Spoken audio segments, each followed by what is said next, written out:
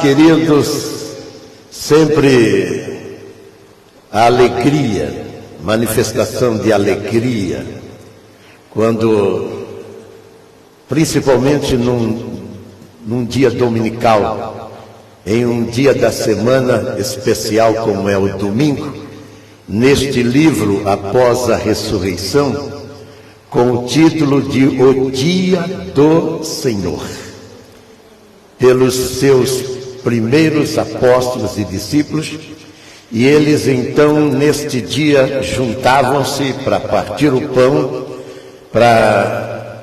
em obediência ao que Jesus dizia, do desejo que ele tinha.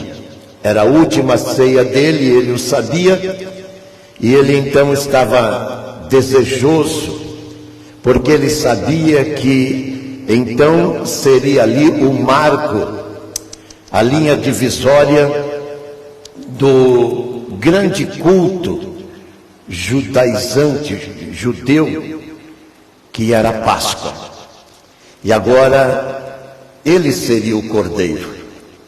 E ele então ia trazer, como ele disse, um novo mandamento. E os discípulos o faziam no primeiro dia da semana, que era o domingo, segundo as Escrituras.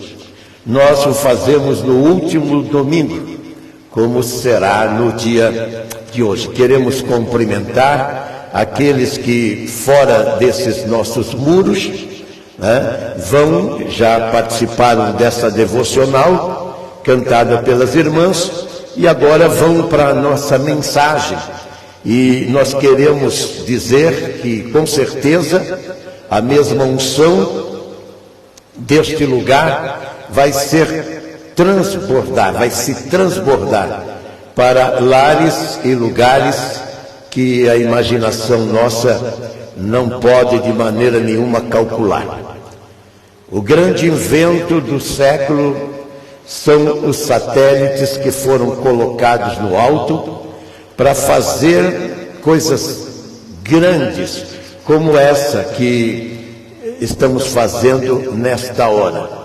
E, em específico, o que nós estamos fazendo, muito maior ainda, porque nada é tão grande e poderoso como a palavra de Deus.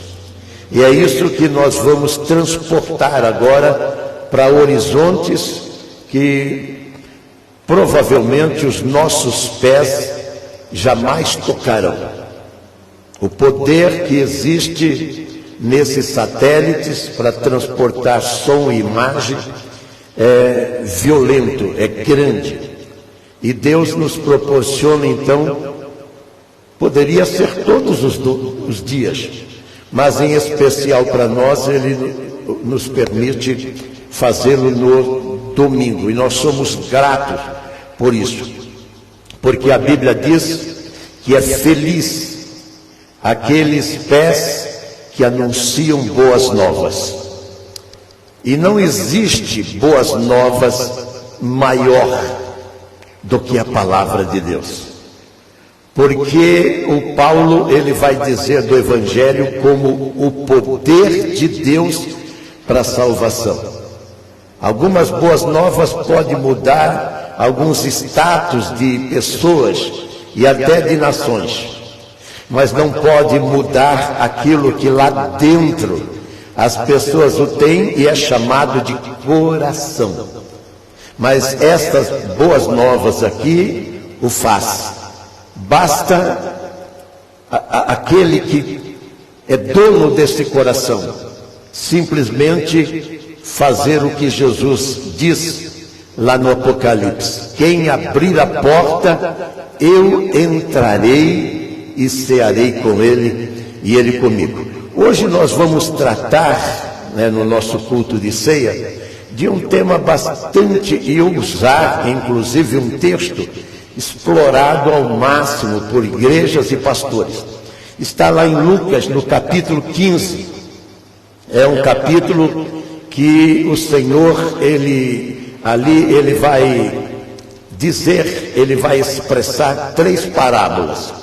A parábola da ovelha, perdida, a parábola da dracma perdida e a parábola do filho pródigo, que nós podemos dizer o filho perdido. Em ambos os casos, em todos os três casos, Jesus ele fala do sucesso em a ovelha retornar ao convívio no aprisco com o pastor e aquela dona da casa, aquela senhora, encontrar a moeda perdida e o pai, que vai ser tema desta noite, ele receber de volta o filho também perdido. Diz o capítulo 15 de Lucas, no verso 11, e Jesus foi além e disse mais uma parábola, que um certo homem tinha 2 filhos, e o jovem, por ser jovem, disse ao pai: eu quero a parte que me cabe de herança, e ele lhe repartiu os seus bens. Passado muitos dias, o filho mais moço, ajuntando tudo que era seu, partiu para uma terra distante e lá dissipou todos os seus bens, vivendo dissolutamente. Depois de ter consumido tudo, sobreveio àquele lugar uma grande fome, e ele começou a passar necessidade. Então ele foi e se juntou a um dos cidadãos daquela terra, e este lhe empregou, levando-o aos campos para guardar porcos. Ali desejava ele fartar-se das alfarrobas, que é lavagem, que os porcos comiam, mas até isso lhe era proibido. Então, caindo em si, disse: quantos trabalhadores do meu pai têm pão em fartura, e eu aqui morro de fome? Levantar-me-ei, irei ter com meu pai, e lhes direi: pai, pequei contra os céus e diante de ti, e já não sou digno de ser chamado seu filho, trata-me como um dos seus trabalhadores. E levantando foi para o seu pai, e vinha ele ainda distante, quando seu pai o avistou. E compadecido dele, correu e o abraçou e beijou. E o filho lhe disse: pai, pequei contra os céus e diante de ti, e já não sou digno de ser chamado teu filho. O pai, porém, disse aos empregados: tragam depressa a melhor roupa, e vestiu. Ponde-lhes um anel no dedo e sandálias nos pés. Trazei também o bezerro cevado. Comamos e regozijamos, porque este meu filho estava morto e reviveu, estava perdido e foi achado, e começaram a se alegrar. Oremos. Bendito, eterno e santo Pai, aqui está o texto escolhido, Senhor, para este momento e hora. Não há, Senhor, capacidade alguma nesse teu servo, e ele precisa de ti. Então usa a minha voz, usa, Senhor, a minha boca, e prepara ouvidos e corações para que a tua mensagem ela tenha êxito e sucesso, e ela chegue, Senhor, àquele que está perdido, seja quais as razões e motivos para essa perdição, e seja ele também resgatado pelo poder do teu Espírito e palavra, é que eu te peço, por amor de Jesus. Amém. Como dissemos, esse texto é um dos textos bem explorados na Bíblia, porque ele retrata o caráter de Deus. O Pai aqui é essa figura de excelência, e o Filho, ele representa toda a sociedade, toda a humanidade, quando eles insanam, quando com um juízo fraco, pequeno, eles simplesmente olham o momento da sua existência de vida e acredita ser merecedor demais. É digno de nota que ele tinha um pai, e um pai que tinha os olhos voltados para o bem-estar dos seus filhos, assim como Deus, que nunca mediu esforços algum para nos abençoar. E a Bíblia diz: com todas as bênçãos espirituais. Paulo vai dizer isso, dizendo que é bendito o Pai de nosso Senhor Jesus Cristo, que nos abençoou com todas as bênçãos em Cristo Jesus. Em Cristo Jesus nós temos tudo, e esse Pai é o provedor, e um Pai de amor, até humanamente falando, ele vai sempre fazer mais do que o impossível.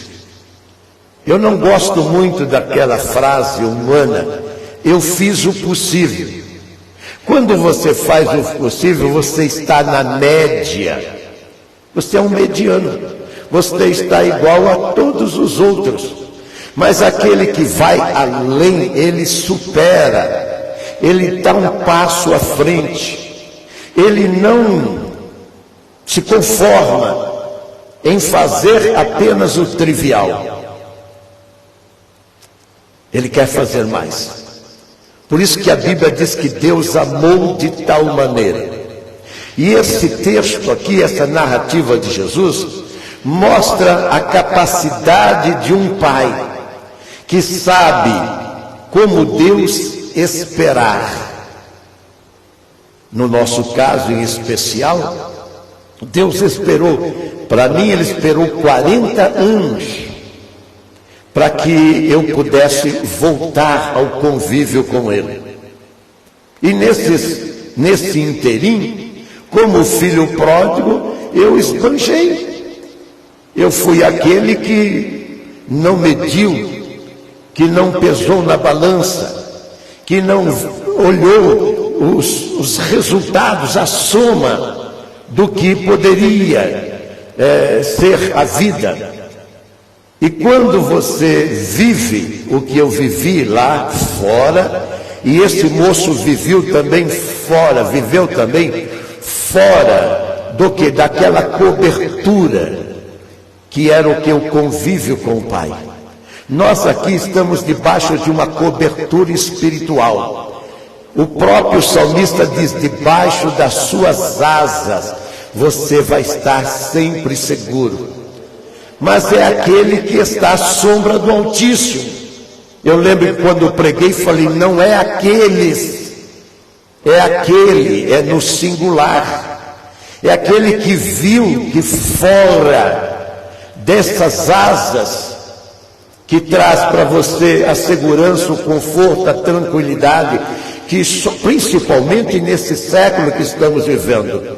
Nós estamos vivendo, e eu posso falar de cátedra isso, nós estamos vivendo o pior século desse planeta. Nós chegamos ao nível do que Jesus falou: será como nos tempos de Noé. E ele vai dizer da algazarra que houve nos tempos de Noé, lá em Mateus 24, onde as pessoas pensavam só erradamente, o quê? Em curtir a vida, em divertir, em estar se entretendo com uma série de coisas, e não se preocupar com o quê? Com o lugar que ela está. É insano você não saber aonde você está. Nós estamos aqui porque estamos seguros na mão daquele que estamos sendo guardados, e não há conforto maior. Por quê? Porque nós sabemos dos conflitos que existe em todo o espaço desta terra, e eles são bem maiores do que nós. Nós estamos constantemente, eu que fico sempre abordando as pessoas, e a minha mulher vê, do nada, abordando as pessoas e querendo saber do estado que elas estão. 99% elas estão com a vida nesse estado desse moço. E qual é o estado que esse moço estava? Quando ele cai em si. Ele estava no pior estado. Isso são esses bilhões de pessoas que estão no planeta Terra. Eu agora estou falando com pessoas assim, que estão com as suas vidas aos pedaços, arruinadas, que como este menino, porque era menino ainda, era o filho moço, o mais velho ficou em casa, não estava muito feliz, mas ficou em casa. Quantas das vezes eu dentro do convívio com a família não estava 100% feliz? Quantas das vezes no meu trabalho eu não estava 100% feliz? Quantas vezes na minha vida eu não estava 100% feliz? Mas era um estágio na vida.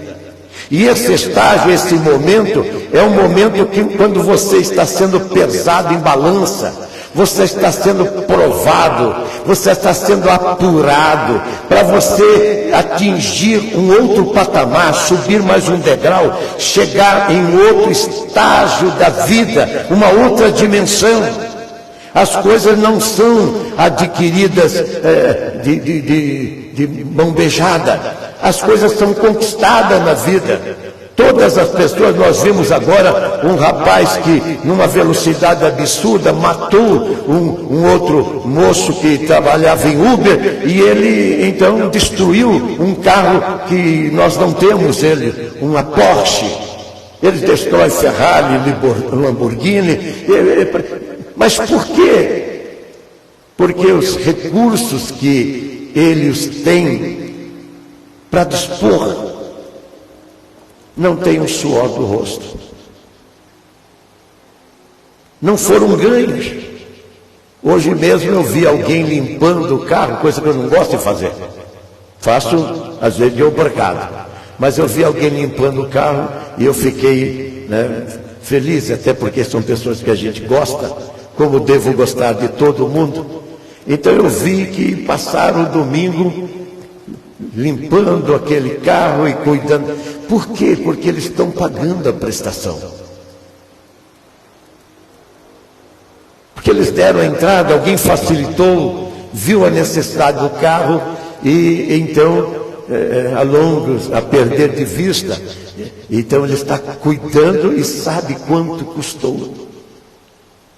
Mas aquilo que você não exerceu esforço nenhum, então você não valoriza. Por isso que as igrejas de Deus, elas não são esses movimentos que a gente vê na televisão, de milhares e milhares de pessoas, que elas não estão buscando relacionamento com o Pai, elas estão buscando um estado de momento de vida, elas estão buscando um resultado que a igreja está oferecendo, mas eles vão buscar em outras fontes, senão na igreja, porque é o alvo, é o objetivo dessa pessoa. Ela quer chegar e de repente encontra um líder, encontra um pastor, um padre, um guru, vou pôr entre aspas aí, um líder. Eu ia usar um outro vocábulo aqui, mas não. Então está dizendo que é possível. Bom, o Paulo, quando ele vai tratar desses fundamentos em Corinto, ele diz que isso é um perigo. Quando a sua atenção, seus ouvidos, quando os seus olhos, eles estão sempre fixos no money, no cifrão. Quando os seus olhos estão sempre voltados para as riquezas.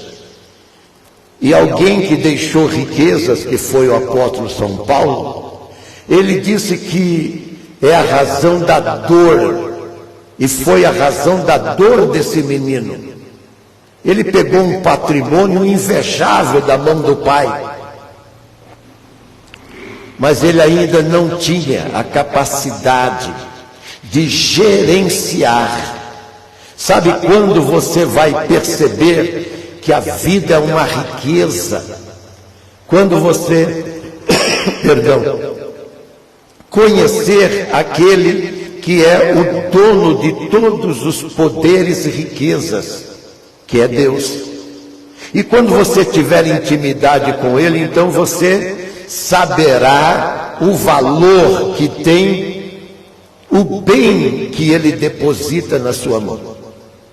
Então é uma lástima quando você vê um jovem, mais um deles, que ele vai e faz loucura. A esta hora, enquanto nós estamos pregando, muitas pessoas com um porte econômico e financeiro invejável estão fazendo uma série de bobagens perto de nós, não é longe de nós. No mundo todo, todos estão fazendo. Mas é porque eles não sabem o que é realmente valor. E o pai aqui, um pai por excelência, ele está criando os filhos. E evidentemente preparado, porque Deus, quando Ele criou o planeta Terra, Ele não foi surpreendido com o pecado. Não. Até porque a Bíblia fala que a salvação chama-se Jesus Cristo. Ela é desde tempos eternos.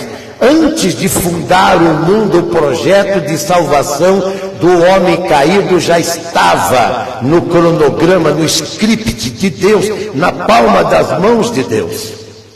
Ele não caiu surpreso porque aconteceu o que aconteceu. Esse pai estava preparando também os seus filhos. E o seu filho, como nossos primeiros pais, ele resolveu pegar a herança antes do tempo. E ele vai pedir indevidamente que o pai, em vida, distribuísse os bens que o seu outro irmão não entendeu. O seu irmão, o primogênito, o mais velho, que ficou em casa, quando ele soube da volta do irmão, ele ficou indignado com a recepção.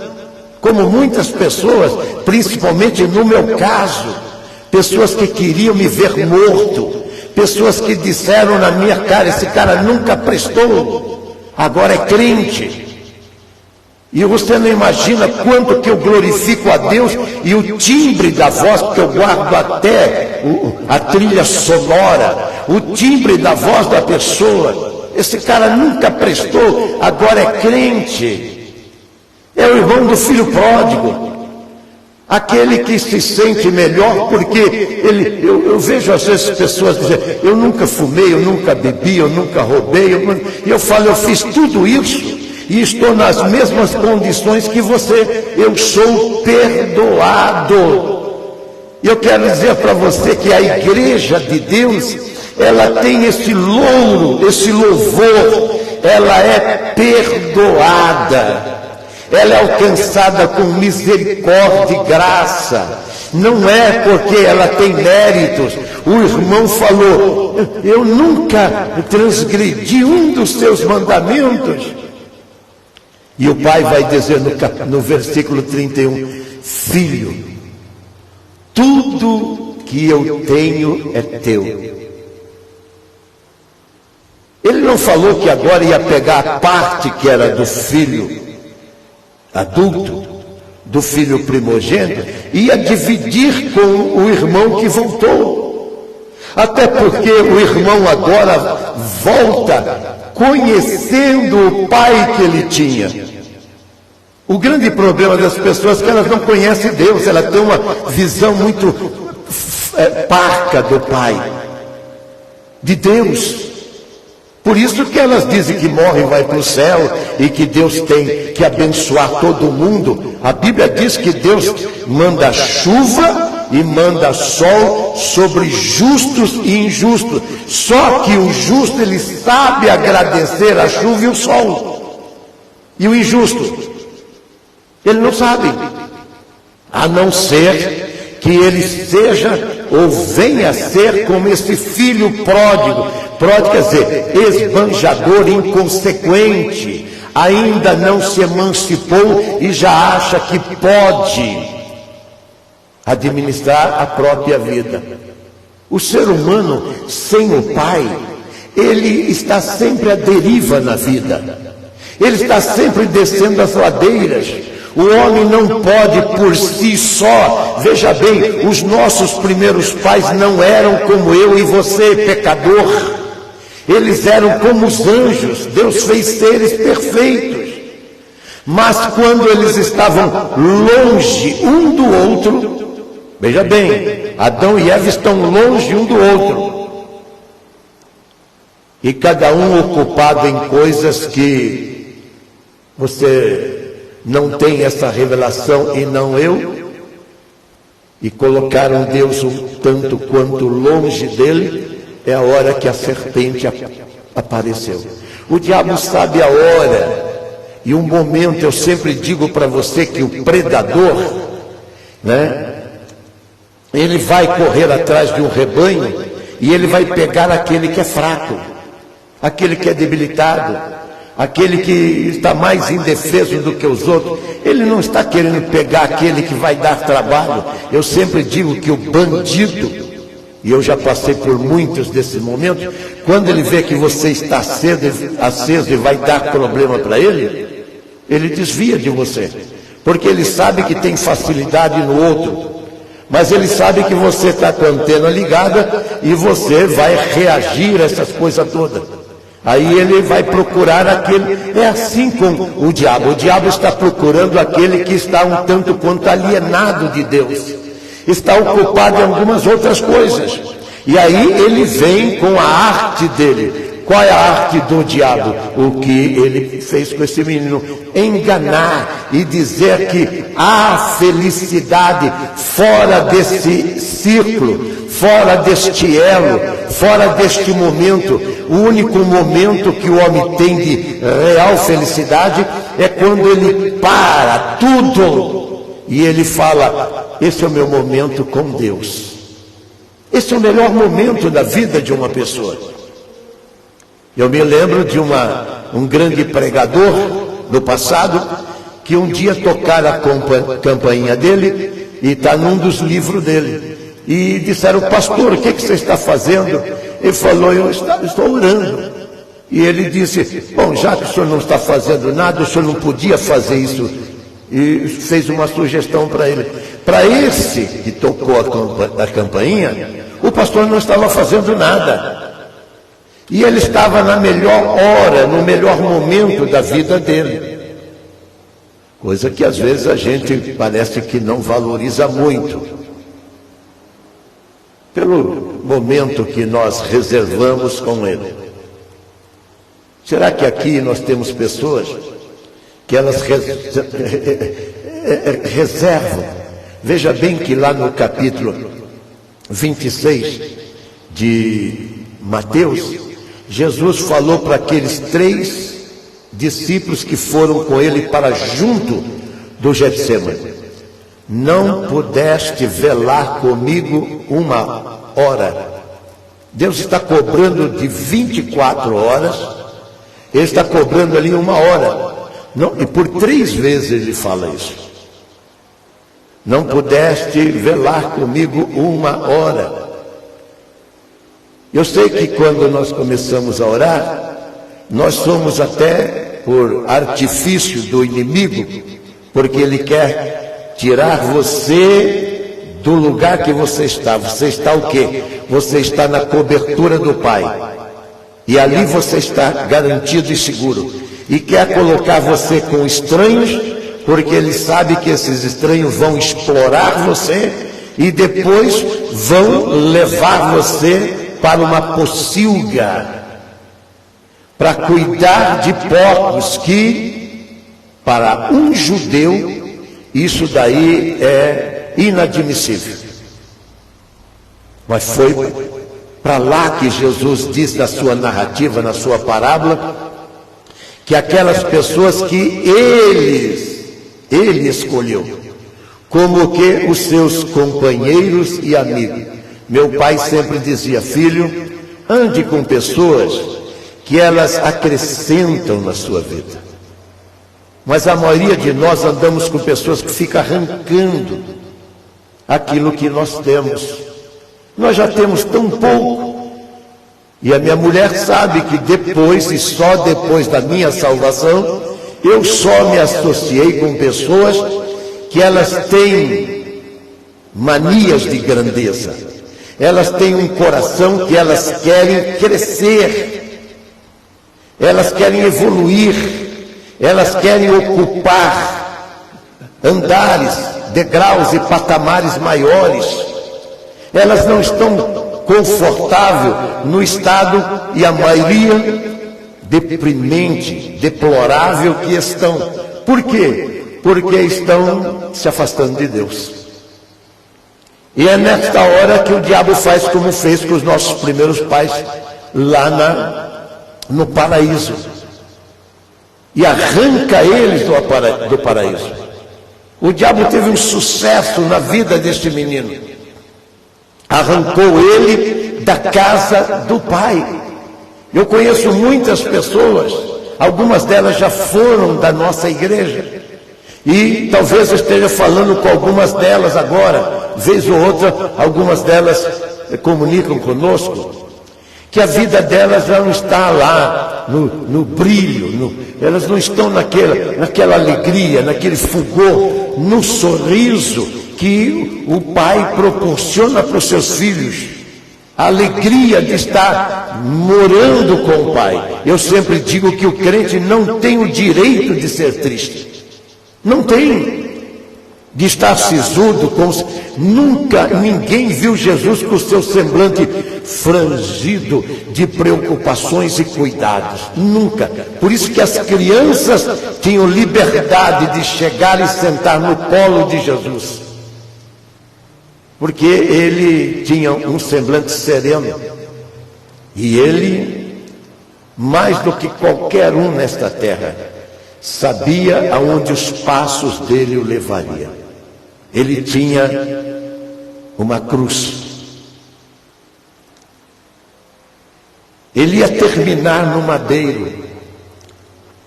E ele sabia disso. Mas todas as vezes que ele olhava como esse pai, ele olhava para os seus filhos, e o pai sempre sabe, sou pai de 7 filhas, o pai sempre sabe das fraquezas dos seus filhos, das debilidades dele. É aquele filho que ele ora mais por ele. Até perguntaram para uma mãe qual é o filho que ela mais amava. E ela dizia: aquele que está doente e não sarou, aquele que está desempregado ainda não se empregou, aquele que está estudando ainda não se formou. E é prático de um pai, de uma mãe, ela está sempre, praticamente agasalhando, acolhendo e abrigando aquele que é mais vulnerável. O irmão não entendeu muito isso. E o pai sabia como poucos pais, como controlar a situação que ele sabia que existia no seu lar. Uma competição dentro do seu lar. Mas tinha um pai. E esse pai, então, ele entrava nas entranhas, na alma, no coração dos seus filhos. Tanto é que ele vai esperar o seu filho na beira do caminho. Ele sabia que o irmão não teria uma boa recepção, mas ele já sabia o que dizer para o filho, tranquilizando e dizendo para ele: o seu irmão não veio por causa das riquezas que eu tenho, ele veio por causa de mim. A maioria dos crentes, eles vêm para o Evangelho porque eles estão com o olho na riqueza que o Pai, e ele pode, porque ele é dono de toda a prata e de todo o ouro. Mas ele ama muito mais aquele que vem porque ele é, pelo que ele é. Então você dizer: Senhor, eu te amo porque o Senhor transformou a minha vida. Eu era cego e agora eu vejo. E ele vai dizer: esse meu filho estava morto e reviveu. Ele estava perdido e foi achado. Aqui nesse versículo 10 diz, no capítulo 15, verso 10, a festa nos céus por um pecador que se arrepende. Não diz que tem festa no céu porque um novo cântico foi criado, foi inventado, porque tem um outro instrumento, uma outra harpa, um outro anjo fez isso, aquilo. Não diz que tem festa nos céus, mas a Bíblia diz que a festa nos céus, sabe por quê? Porque Deus valoriza o sangue de Jesus, o seu Filho. Ele sabe o preço que custou a Ele e ao seu Filho para nos resgatar. Da onde?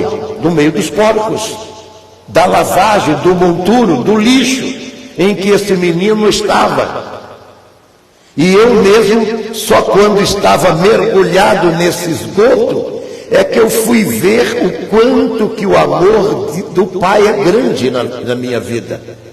E mesmo sendo que eu era, Ele não se importou. Ele não está se importando que você está chegando sem nada. Ele veio desnudo, ele veio sem roupa, ele veio vender o anel que ele tinha, certamente cheio dos brilhantes, né? Das pérolas. Então ele ficou sem nada e descalço. E o pai reservou até o quê? Um bezerro cevado. É aquele bezerro que é tratado com carinho. E o pai sabia que aquele filho, pelo que ele é como pai, iria um dia voltar para ele. A expectativa de Deus, estou falando com pessoas agora assim, é que você reconheça que nada e ninguém nesta vida pode dar e trazer aquilo que você, se tivesse sanidade, reconheceria que você precisa.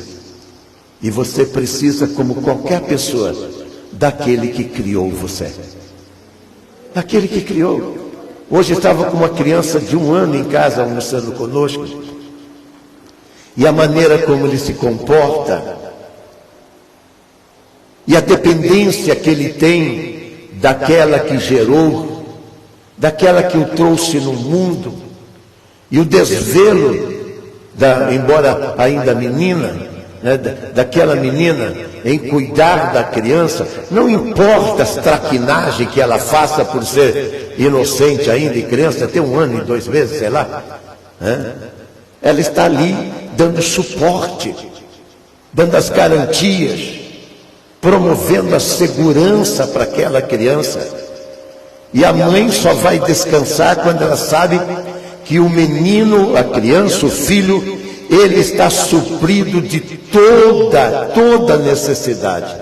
E agora ela olha no berço, e vê que o seu filho descansa tranquilamente. Aí ela sabe que agora ela pode descansar. Porque a Bíblia diz que o nosso Deus não dormita. O Salmo 121 diz que o Senhor não prega os seus olhos nunca. Até os legistas de hoje, eles vão analisar o estado físico de Jesus e sabe que ele estava debilitado, não só pelos últimos momentos que ele viveu, mas a Bíblia diz que Jesus não tinha tempo para descansar ou para comer sequer. Não tinha tempo. E ele passava as horas, tanto diurna pregando e noturna orando, diz o Lucas. De noite no monte orava e de dia no templo pregava. O cuidado de Deus para que você saísse do estado como ele me arrancou, exigiu todo o esforço dos céus.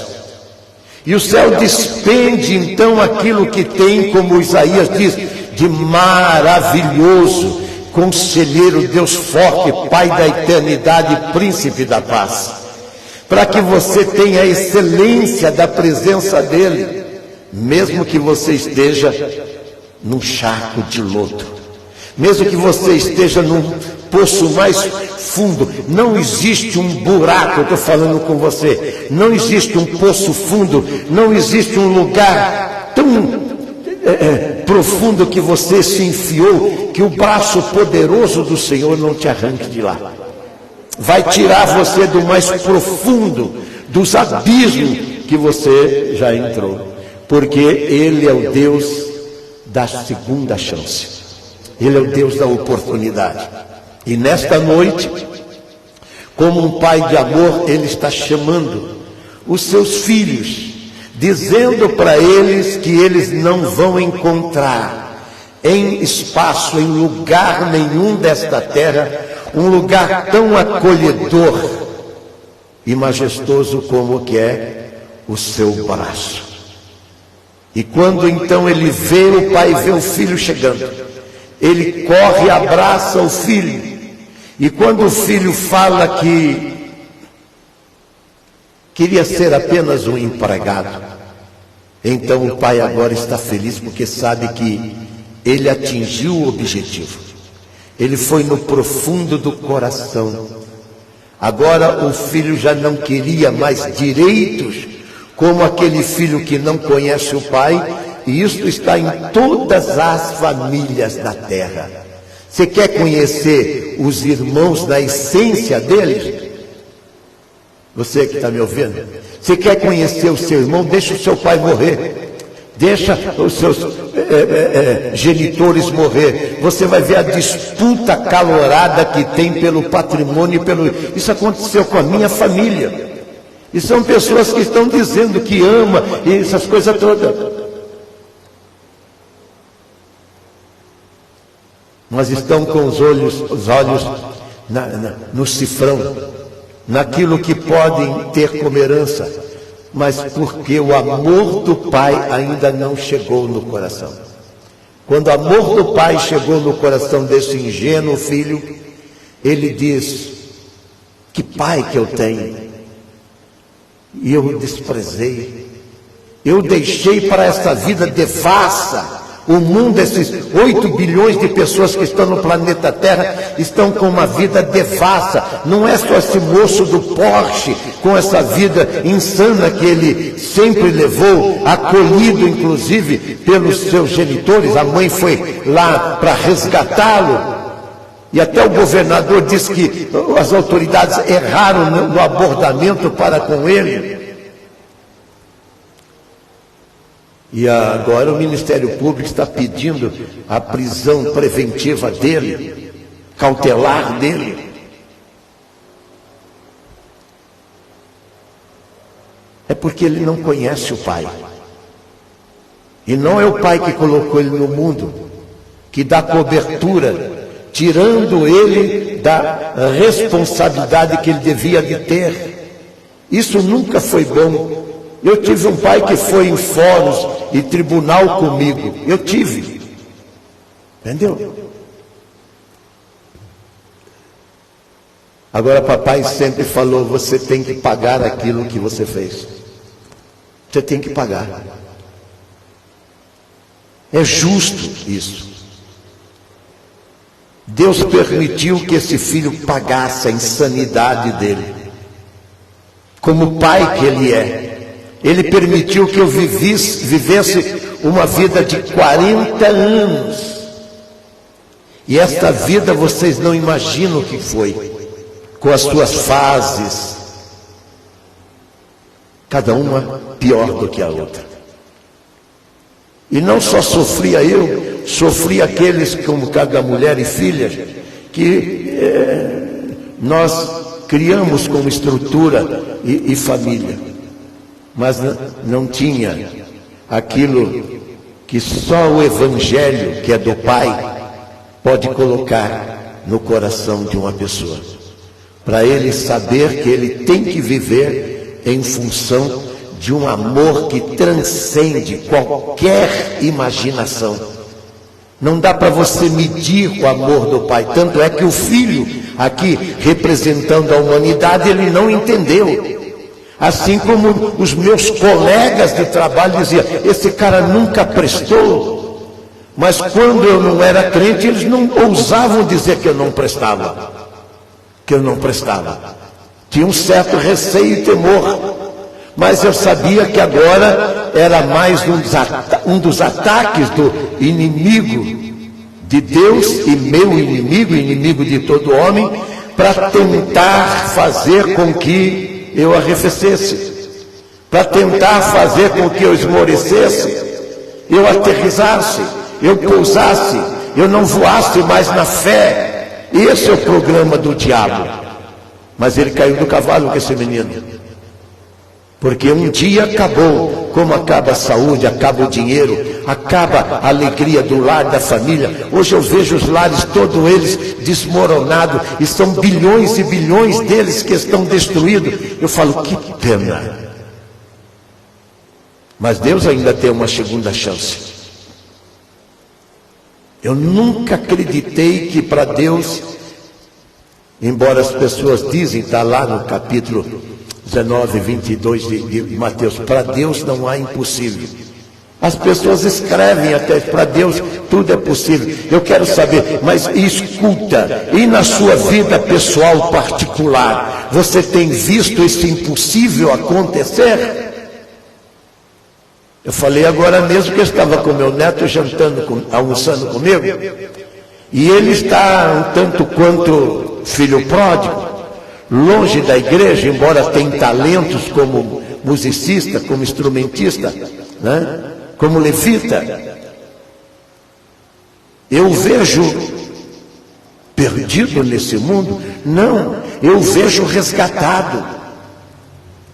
Eu concebo a ideia de ver eles sentados aqui adorando a Deus, glorificando a Deus. Por quê? Porque o amor transcende.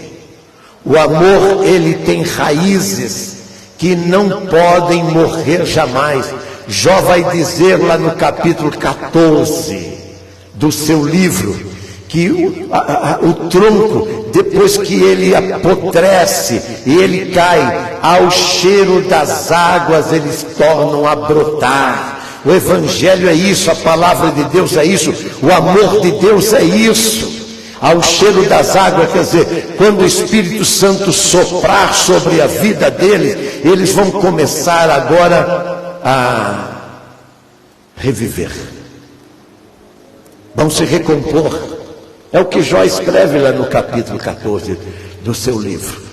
Isto aí aconteceu com a vida desse menino, aconteceu com a minha vida, e agora está acontecendo na vida de milhares e milhares de pessoas que num dia como esse, um domingo como esse, espalhado por todas as igrejas, eles tiveram um encontro com Deus e agora são novas criaturas, estão voltando para o lar, não para que Deus traga para eles uma nova mulher, um novo marido, um novo filho, uma nova casa, um novo carro, não, a nova vida que só o Evangelho pode trazer. Para ele saber que agora ele está só, mas não é alvo da solidão, que é a doença desse século, a solidão, que traz o quê? Traz a tristeza, traz a mágoa e traz a depressão, e as pessoas ficam com uma vida aos pedaços. De repente, Cristo entra, o Evangelho, esta palavra entra na vida deles. E então começa, como Jó diz lá no capítulo 14, ao cheiro das águas. Então, aquele tronco podre que caiu, agora com aquelas raízes começam a brotar de novo. E quem passar algum tempo depois vai ver uma ave frondosa, onde, como a própria palavra de Deus diz, né? Lá no capítulo 2 de Daniel, né? Que vai dar casa para os animais e para as aves. E no caso ali de Daniel 2, era o rei Nabucodonosor. Esse Deus é quem pode fazer isso. E ele está tão desejoso de fazer, e não só isso, ele está esperando como pai, na beira do caminho, desejoso que o filho volte. Vamos ficar em pé e vamos orar. Senhor Deus e Pai, eu quero glorificar o teu nome pela tua palavra, pela nova chance que o Senhor concede e dá, Senhor, àqueles que te procuram, que te buscam, e aqueles que, sofridos por tantas besteiras e burrices feitas na vida, agora estão retornando a Deus, porque querem de novo convívio contigo. Obrigado, Pai, por tudo e sempre por amor de Jesus. Amém e amém, Jesus.